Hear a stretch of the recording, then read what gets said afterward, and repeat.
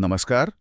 आज आपण एका महत्त्वाच्या संकल्पनेवर चर्चा करणार आहोत, लीन स्टार्टअप.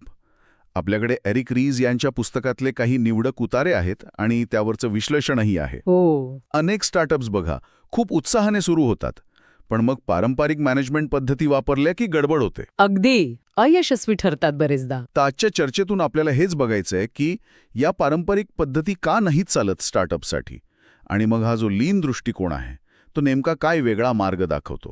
हा सतत शिकण्यावर भर देतो, परिस्थितीनुसार बदलण्यावर भर देतो. हो, जुळवून घेण्यावर. ही माहिती फक्त नवीन उद्योजकांसाठी नाही, तर मोठ्या कंपन्यांमधल्या इनोव्हेटर्ससाठी किंवा कुणालाही जे कार्यक्षमतेने काहीतरी नवीन उभं करू पाहतायत, त्या सगळ्यांसाठीच उपयुक्त आहे. अगदी.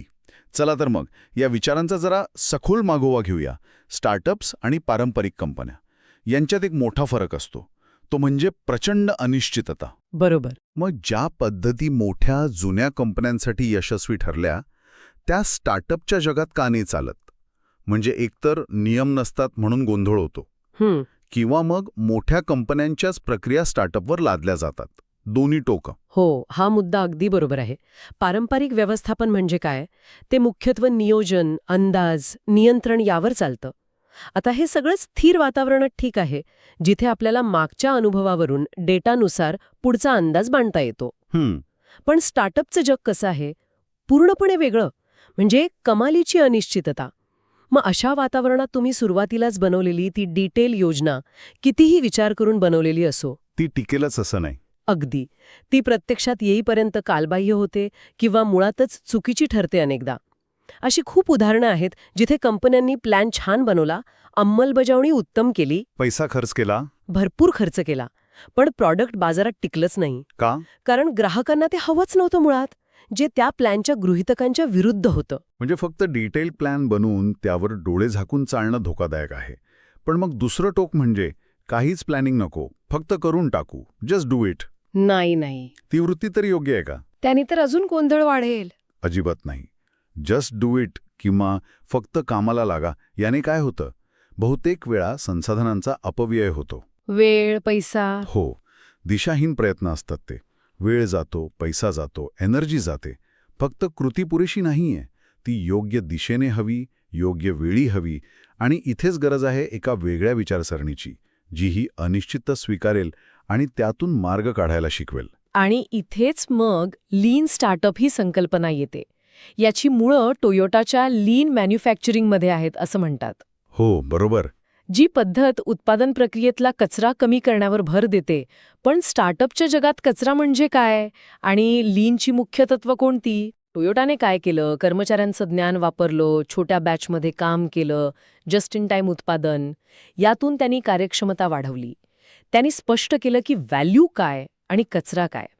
आता स्टार्टअपच्या संदर्भात बोलायचं झालं तर लीन विचारसरणीनुसार सगळ्यात मोठा कचरा काय आहे माहितीये? काय? वेळ, पैसा किंवा श्रम वाया घालवणं नाही, तर असं काहीतरी बनवण्यात वेळ घालवणं जे कुणाला हवंच नाहीये. अच्छा, म्हणजे निरुपयोगी उत्पादन बनवणं हा कचरा. अगदी. त्यामुळे कचरा म्हणजे कोणतीही अशी गोष्ट जी तुम्हाला तुमचा व्यवसाय टिकाऊ कसा बनवायचा हे शिकण्यापासून दूर नेते. लीन स्टार्टअपचं मुख्य ध्येय आहे प्रमाणीकृत शिक्षण मिळवणं, म्हणजे व्हॅलिडेटेड लर्निंग. व्हॅलिडेटेड लर्निंग म्हणजे तुमची जी गृहीतकं आहेत ती ग्राहकांच्या प्रत्यक्ष वागणुकीतून तपासून पाहणं, पडताळणी करणं, आणि हे साध्य करण्यासाठी जलद पुनरावृत्ती म्हणजे फास्ट इटरेशन गरजेची आहे. शिक्षण आणि कचरा कमी करणे हे महत्त्वाचे मुद्दे झाले. मग हे प्रत्यक्षात कसं साधायचं? म्हणजे काही ठरलेली पद्धत आहे का यासाठी? हो, नक्कीच. लीन स्टार्टअपची जी मुख्य कार्यप्रणाली आहे ती आहे build, measure, learn, feedback loop. Build, measure, learn. हो, ही एक सतत चालणारी प्रक्रिया आहे. तिचा उद्देश काय? तर कल्पनांना आधी उत्पादनात रूपांतरित करायचं, बिल्ड, मग ग्राहकांचा प्रतिसाद मोजायचा, मेजर, आणि मग त्या मिळालेल्या माहितीतून शिकून पुढची दिशा ठरवायची. लर्न. बरोबर? आणि हा लूप शक्य तितक्या लवकर पूर्ण करणं महत्वाचं आहे. ओके. आता हे जे बिल्ड, मेजर, लर्न लूप आहे, याचे टप्पे थोडे अजून खोलात जाऊन बघूया. बिल्ड म्हणजे काय तयार करायचं. इथे ती MVP, मिनिमम व्हायबल प्रॉडक्टची संकल्पना येते, बरोबर? हो. म्हणजे सुरुवातीला एकदम परफेक्ट प्रॉडक्ट नाही, तर काहीतरी साधं बेसिक बनवायचं का? हो, पण MVPचा उद्देश फक्त साधं प्रॉडक्ट बनवणं नाहीये. MVP म्हणजे एक प्रयोग आहे, एक एक्सपेरिमेंट. कोणतीही नवीन कल्पना किंवा व्यवसाय 2 मूलभूत गृहीतकांवर म्हणजे हायपोथिसिसवर आधारलेला असतो. अच्छा. कोणते 2? पहिलं व्हॅल्यू हायपोथिसिस म्हणजे ग्राहक खरंच तुमच्या प्रॉडक्टमध्ये किंवा सेवेत व्हॅल्यू बघतील का, त्यांना त्याची गरज आहे का, ते वापरतील का. आणि दुसरं ग्रोथ हायपोथिसिस म्हणजे तुमचा व्यवसाय वाढेल कसा, तुम्ही नवीन ग्राहक कसे मिळवाल. हे दोन्ही प्रश्न खूप महत्वाचे आहेत.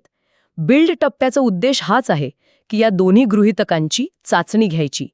त्यासाठी जे कमीत कमी प्रॉडक्ट किंवा प्रोटोटाईप लागेल ते शक्य तितक्या लवकर तयार करायचं. म्हणजे MVPचा खरा उद्देश उत्पादन बनवणं नाही तर शिकणं आहे. पण मग जे आपण रिलीज करतो ते इतकं मिनिमम नको की ग्राहक नाराज होतील. हां, एकदम योग्य प्रश्न आहे. MVP म्हणजे अर्धवट किंवा अगदीच सुमार दर्जाचं उत्पादन नाही. ते मिनिमम असलं तरी वायेबल म्हणजे व्यवहार्य असणं गरजेचं आहे. त्याचा अर्थ काय, तर ते ग्राहकाची निदान एक मुख्य समस्या तरी सोडवणारा असावं. ओके. आणि त्याचा अनुभव किमान समाधानकारक असावा. सुरुवातीला तुम्ही अर्ली अडॉप्टर्सवर फोकस करता. जे नवीन गोष्टी लगेच ट्राय करतात. बरोबर. जे थोडी अपूर्णता समजून घेऊ शकतात. समजलं. आता दुसरा टप्पा मेजर म्हणजे मोजमाप. यात आपण ग्राहकांचा प्रतिसाद मोजतो. पण कोणता डेटा महत्वाचा? अनेकदा आपण फक्त टोटल डाउनलोड्स किंवा वेबसाईट व्हिजिट्स बघतो. आणि इथेच खरी मेक आहे. लीन स्टार्टअप ॲक्शनेबल मेट्रिक्सवर भर देतं, व्हॅनिटी मेट्रिक्सवर नाही. व्हॅनिटी मेट्रिक्स म्हणजे? व्हॅनिटी मेट्रिक्स म्हणजे असे आकडे जे वरवर बघायला खूप छान वाटतात. जसे एकूण किती लोकांनी रजिस्टर केलं, किती पेज व्ह्यूज झाले. पण हे आकडे तुम्हाला व्यवसायाबद्दल कोणताही ठोस निर्णय घ्यायला मदत करत नाहीत. ते सांगत नाहीत की ग्राहक प्रॉडक्ट का वापरतायत किंवा का सोडून जातायत. अच्छा. आणि खरं सांगायचं तर हे व्हॅनिटी मेट्रिक्स खूप आकर्षक वाटतात बरं का. आकडे मोठे दिसले की आपल्याला बरं वाटतं. तात्पुरतं समाधान मिळतं. मग या उलट ॲक्शनेबल मेट्रिक्स कोणते?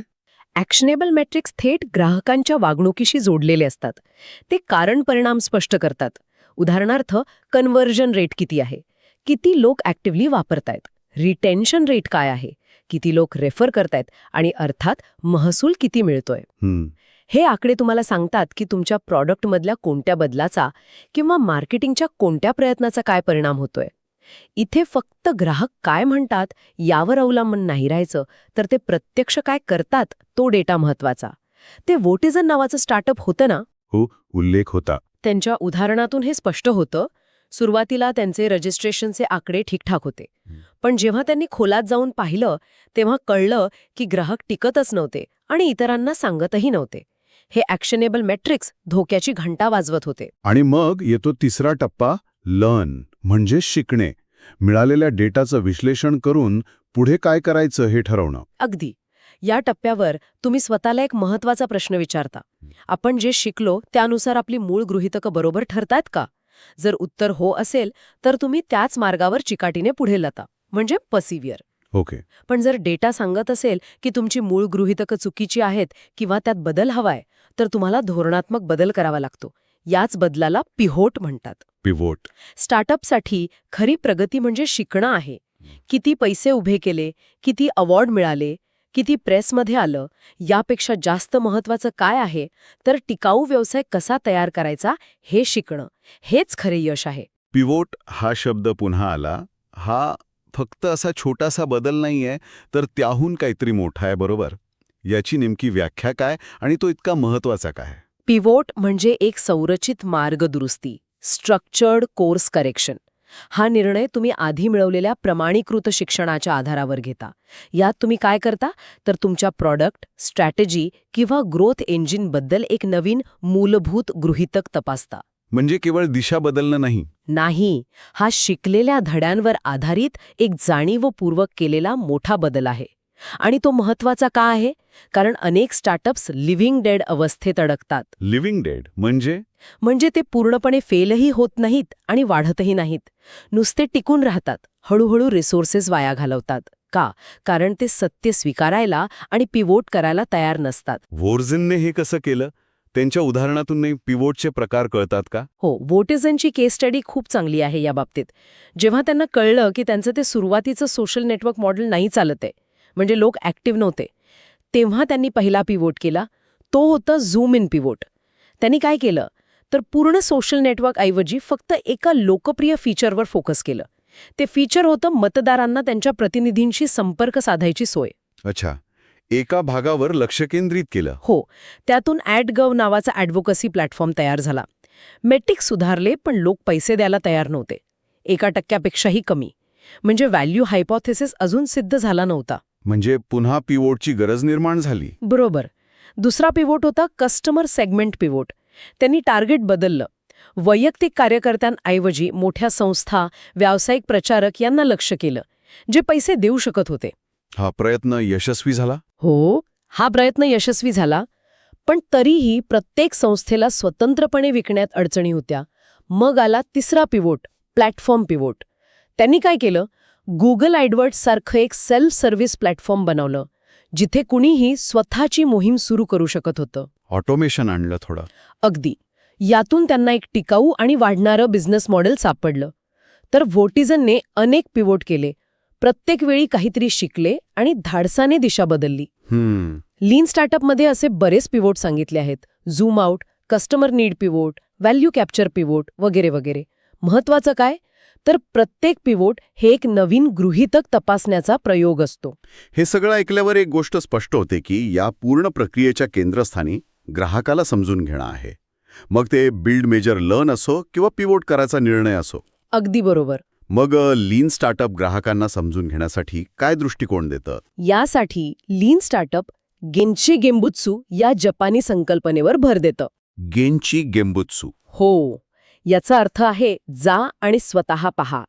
ही टोयोटा प्रोडक्शन सिस्टीममधली एक महत्वाची शिकवण आहे. म्हणजे फक्त ऑफिसमध्ये बसून अंदाज बांधण्याऐवजी किंवा रिपोर्ट्स वाचण्याऐवजी प्रत्यक्ष जिथे ग्राहक प्रोडक्ट वापरतोय किंवा जिथे खरी समस्या आहे तिथे जाऊन परिस्थिती समजून घेणं गरजेचं आहे. अच्छा, प्रत्यक्ष फील्डवर जाऊन बघणं. हो, टोयोटा सिएना मिनी व्हॅनचं उदाहरण आहे बघा. त्याचा जो चीफ इंजिनियर होता त्याने स्वतः अमेरिकेत हजारो मैल ती गाडी चालवली. का? तर अमेरिकन कुटुंबांना नक्की काय हवंय हे प्रत्यक्ष अनुभवायला. म्हणजे डेटा आणि मेट्रिक्स तर आहेतच, पण त्यासोबत प्रत्यक्ष मानवी संपर्क, निरीक्षण हेही महत्वाचं. अत्यंत महत्वाचं. यातूनच आपण खरी ग्राहक व्यक्तिरेखा म्हणजे कस्टमर आर्किटाईप तयार करू शकतो. ही फक्त डेमोग्राफिक्स नाही, म्हणजे वय, लिंग, ठिकाण एवढंच नाही, तर आपल्या टार्गेट कस्टमरचं सविस्तर चित्र, त्यांच्या सवयी काय आहेत, गरजा काय, प्रेरणा काय, समस्या काय आहेत, ते प्रॉडक्ट कसं वापरू शकतील, हे जे सखोल आकलन आहे ते प्रॉडक्ट डेव्हलपमेंटच्या प्रत्येक टप्प्यावर मार्गदर्शन करतं. शेवटी आपण हे लक्षात ठेवलं पाहिजे की मेट्रिक्स म्हणजे माणसंच आहेत. बरोबर. त्यामुळे संख्यात्मक डेटा म्हणजे क्वांटिटेटिव्ह डेटा बरोबरच गुणात्मक माहिती म्हणजे क्वालिटेटिव्ह इन्फॉर्मेशन मिळवणं, ग्राहकांशी बोलणं, त्यांना भेटणं हे अत्यावश्यक आहे. ठीक आहे. आता आपण या सगळ्या मुद्द्यांना जरा एकत्र आणूया. तर लीन स्टार्टअप म्हणजे काही नियमांचा कडक संच नाहीये. नाही. तर ती एक चौकट आहे, अनिश्चिततेच्या समुद्रात मार्गक्रमण करण्यासाठी एक दिशादर्शक. यात प्रमाणीकृत शिक्षणावर म्हणजे व्हॅलिडेटेड लर्निंगवर सगळ्यात जास्त भर आहे. हो. जो आपल्याला बिल्ड मेजर लर्न या जलद चक्रातून मिळतो आणि गरज पडल्यास पिवोटसारख्या संरचित बदलांमधून. आपण ज्या सोर्सेसवर बोललो त्यातलं प्रतिक्रिया पण हेच सांगतात की हा दृष्टिकोन खूप प्रॅक्टिकल आहे, सखोल आहे आणि वेगवेगळ्या इंडस्ट्रीजमध्ये लागू होतो. हो, अनेक ठिकाणी वापरता येतो. थोडक्यात सांगायचं तर हे म्हणजे उद्योजकतेमध्ये सायंटिफिक मेथड आणण्यासारखं आहे. अगदी समर्पक वर्णन आहे हे. आणि हे लक्षात ठेवणं महत्वाचं आहे की यासाठी प्रचंड शिस्त लागते आणि मानसिकतेत बदल आवश्यक आहे. म्हणजे पारंपरिक नियोजनाचा जो कम्फर्ट झोन असतो किंवा मग ते फक्त करून टाकूवाला गोंधळ, यातून बाहेर पडावं लागतं. शिकण्यावर आधारित निर्णय घेण्याची तयारी लागते.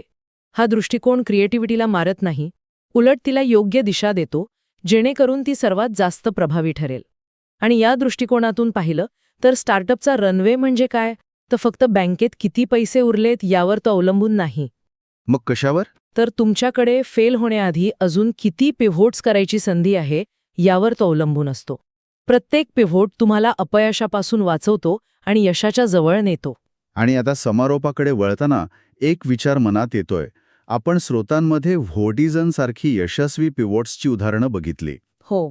पण त्याचवेळी हेही सांगितलंय की निगेटिव्ह डेटाकडे दुर्लक्ष करणं किंवा त्या व्हॅनिटी मेट्रिक्सच्या जाळ्यात अडकून लिव्हिंग डेड स्थितीत जाणं किती सोपं आहे. खूप सोपं आहे हे. हे लक्षात घेता केवळ स्टार्टअप्सनीच नाही तर मोठ्या एस्टॅब्लिश्ड कंपन्यांनी सुद्धा पिवोट करायचं की चिकाटीने पुढे जायचं ही शिस्त कशी अंगी बाणवायची.